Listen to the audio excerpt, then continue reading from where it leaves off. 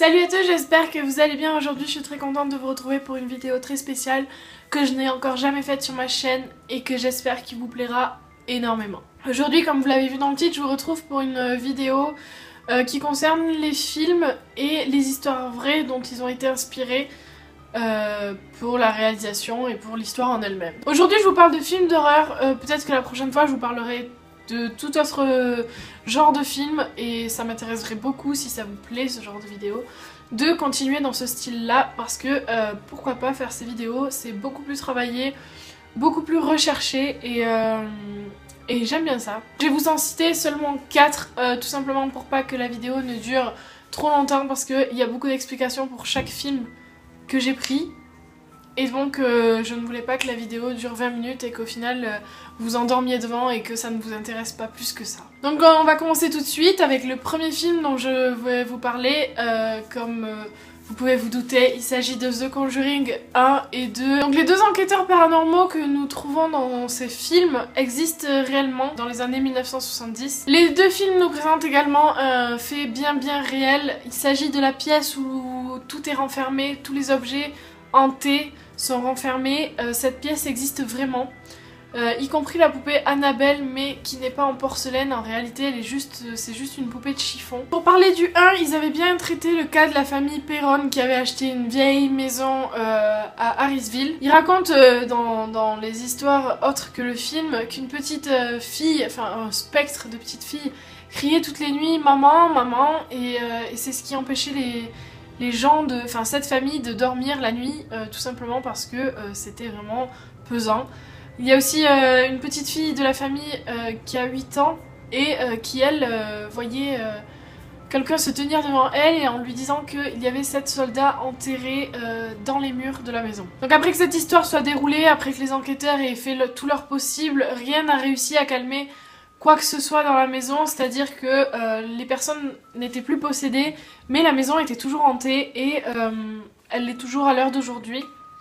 Et ce n'est que 10 ans plus tard que la famille Perron a pu déménager de cette maison, par faute de moyens tout simplement, et ils ont vécu 10 ans avec ces présences-là dans leur famille, ce qui est assez chaud, je pense, à vivre. Dans le deuxième film de The Conjuring, on parle du cas Enfield qui s'est passé à Londres. Ça se passe en 1977 et c'est la famille Hodgson.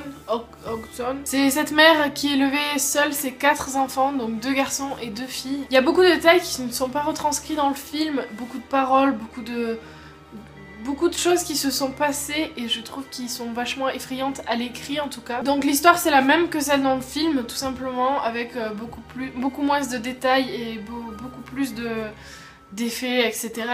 Je ne peux pas trop vous parler du film et de l'histoire en elle-même parce que ce serait un peu vous spoiler le film. Donc je vous mettrai, de toute façon je vous mettrai en barre d'infos tous les liens où j'ai pu trouver ces sources. C'est sur le même site. Et je vous mettrai tout ça en barre d'infos pour ceux que ça intéresse de cliquer en entier, de voir les histoires en entier, parce que je ne peux pas vous dire bien sûr toutes les histoires en entière. Ed Warren est mort en 2006 et sa femme continue toujours d'enquêter sur les affaires paranormales et elle tient un musée à l'arrière de sa maison avec son neveu. Le deuxième film dont je vais vous parler, il s'agit de L'exorcisme d'Emily Rose, sorti en 2006. C'est la véritable et tragique histoire d'une Allemande qui s'appelle Anneliese Michel, sur laquelle furent exercés de très nombreux exorcismes et elle a succombé à autant de souffrances au bout de quelques années. 8 ans exactement. C'était une petite fille tout à fait normale et un jour brusquement en fait elle s'est mise à ne plus arriver à parler, à ne plus arriver à marcher. Un soir à table, autour d'un repas de famille, ses mains se sont mises à grandir et à faire le double de sa taille normale, ce qui doit être assez flippant sur le moment même. Et comme elle était vachement croyante, en fait, elle croyait que c'était une punition de Dieu. Et donc elle s'est excusée, machin, elle a prié, tout ça. Mais rien ne s'est arrangé, au contraire. Souvent elle semblait dépressive, triste, etc. Et elle disait qu'elle voyait des visages de diables sur les murs. C'est en 1970 qu'elle s'est mise à craindre les crucifixes et les croix et tout ce qui peut toucher à la religion. C'est là qu'elle s'est persuadée qu'elle était peut-être possédée. C'est en 1973 que ses parents demandent à plusieurs prêtres de venir étudier le cas de sa fille. Ils ont demandé de l'exorciser, je n'arrive pas à le dire. Mais comme la jeune fille ne présentait pas assez de signes de possession, ils ont laissé tomber et ils ont continué à la traiter sous forme de médicaments, comme si les médicaments allaient enlever la possession. Ce n'est qu'en 1974 que le premier exorcisme eut lieu. La crise de la jeune fille devenait de plus en plus violente, elle se mutilait, elle était agressive avec ses proches, avec sa famille, elle les mordait. Au cours des 10 mois qui venaient de s'écouler à partir du premier exorcisme, elle en a subi 67. Mais rien n'a arrangé le cas, ça ne faisait qu'empirer son cas. Et elle est morte dans son sommeil le 1er juillet 1976, je crois. Ils disent que elle avait vu la Vierge Marie et que cette Vierge Marie lui avait promis de la délivrer. Et ce serait comme ça qu'elle se serait laissée aller en fait et qu'elle avait arrêté de manger, de boire, etc. pour se laisser aller et pour se libérer de tous ces démons qu'elle a pu combattre. Le troisième film dont j'aimerais vous parler, il s'agit de La colline à des yeux, sorti en 2006 aussi. C'est un film inspiré d'une histoire prétendue vraie. C'est-à-dire que c'est une légende dont plusieurs faits sont vrais, mais qu'on n'est pas vraiment sûr de l'histoire en entière. C'est une histoire qui se serait déroulée au XVIIe siècle en Écosse. C'est l'histoire de Shawnee Bean. Donc après avoir quitté ses parents, il épousa une femme qui avait un peu les mêmes délires que lui. Et ils se sont enfuis ensemble, sauf que le couple en fait n'avait pas assez de moyens, n'avait pas assez de revenus pour avoir leur propre chez eux, etc. etc. Donc ils se sont réfugiés dans une grotte où ils y ont passé 25 ans de leur vie. Et durant ces 25 ans, ils ont eu 8 fils, 6 filles je crois, ou l'inverse, enfin en tout cas voilà. Ils ont eu 18 petits-fils, 14 petites filles, des choses énormes. Et en fait ce n'était dû qu'à de l'inceste quasiment. Ils survivaient tous en tendant des pièges aux gens qui passaient sur leur chemin. Ils les pillaient tout simplement, donc ils leur prenaient leur or, leurs armes, etc., etc. Et après ils les ramenaient à la grotte.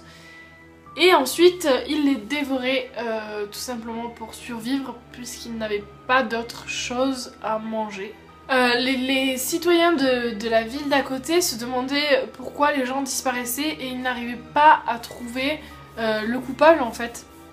Ils arrivaient à retrouver des bouts d'os, des os sur les plages, qui atterrissaient sur les plages parce qu'il faut savoir que la famille, une fois leur repas fini, ils se débarrassaient des restes dans la mer, donc ça atterrissait sur la plage d'à côté. Et la famille fut finalement capturée tous vivants après une embuscade qui a forcément mal tourné pour eux et qui se sont retrouvés plus nombreux du côté inverse que dans leur propre côté.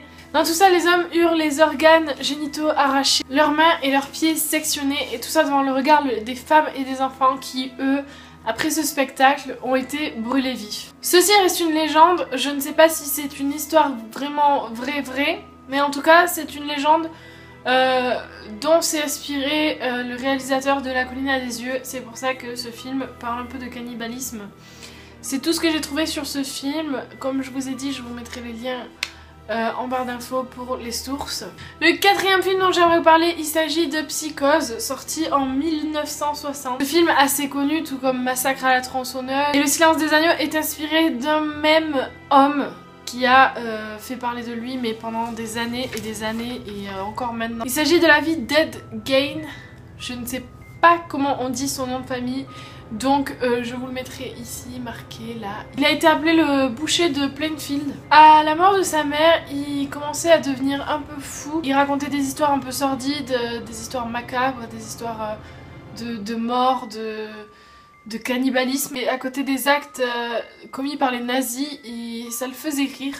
Donc après la mort de sa mère, il s'est mis à déterrer des cadavres, surtout des femmes, et à tuer des gens, toujours des femmes, afin de... son but précis c'était de confectionner un habit entièrement humain, parce qu'il voulait se travestir et ressembler à sa mère. Après plusieurs années, quand on a découvert que c'était lui qui avait déterré autant de corps et qui avait tué autant de gens, lors de ses interrogatoires, il disait que il se souvenait s'être rendu plus de 40 fois dans 3 cimetières différents aux alentours de chez lui. Il y a des fois où il n'a rien fait parce qu'il est revenu à ses esprits et est reparti les mains vides. Et tout ça entre 1947 et 1952, donc ça fait pas beaucoup d'espace dans le temps. Je n'ai pas vraiment de choses à dire sur lui parce qu'il y a tellement de choses à dire que je n'ai pas su faire le tri entre les choses à vous dire sans que ça vous choque, enfin pour pas que ça puisse choquer quelqu'un, et les choses à vous dire qui ne soient pas tellement inutiles. Donc je vous conseillerais, pour si ça vous intéresse, si son histoire vous intéresse, d'aller voir le lien que je vous mettrai en barre d'infos qui concerne tout un article sur lui et sur les histoires, enfin sur le film Psychose dont il est inspiré. Je crois que c'est la pire histoire que j'ai lue entre The Conjuring et le reste en fait. Tout simplement parce que ce n'est pas une légende comme la précédente. C'est vraiment quelqu'un qui a existé et ça fait flipper en fait de se dire qu'il y a vraiment des gens comme ça qui veulent transformer quelqu'un, enfin arracher plusieurs bouts de femme pour en faire un seul costume, pour pouvoir l'enfiler en fait, et c'est assez chelou et j'arrive pas trop à comprendre l'état d'esprit du mec qui a dû être vachement chamboulé dans sa vie. Mais je ne suis pas là pour juger quoi que ce soit, je ne suis pas là pour juger les histoires, c'est à vous d'en juger de toute façon. Ce mec là est mort en 1984 à 77 ans d'une insuffisance cardiaque et je crois que c'est la meilleure chose qui ait pu arriver sur Terre. Voilà pour toutes les histoires que j'avais à vous dire. Je crois que je referai une vidéo comme ça parce que ça m'a bien plu de faire des recherches sur les films inspirés d'histoires vraies. Bon, pour 4 films, j'ai quand même beaucoup de feuilles écrites pour vous dire tout ce que j'avais à vous dire. Et encore, j'ai fait beaucoup de tri comme je vous ai dit parce que sinon ça allait durer une blinde.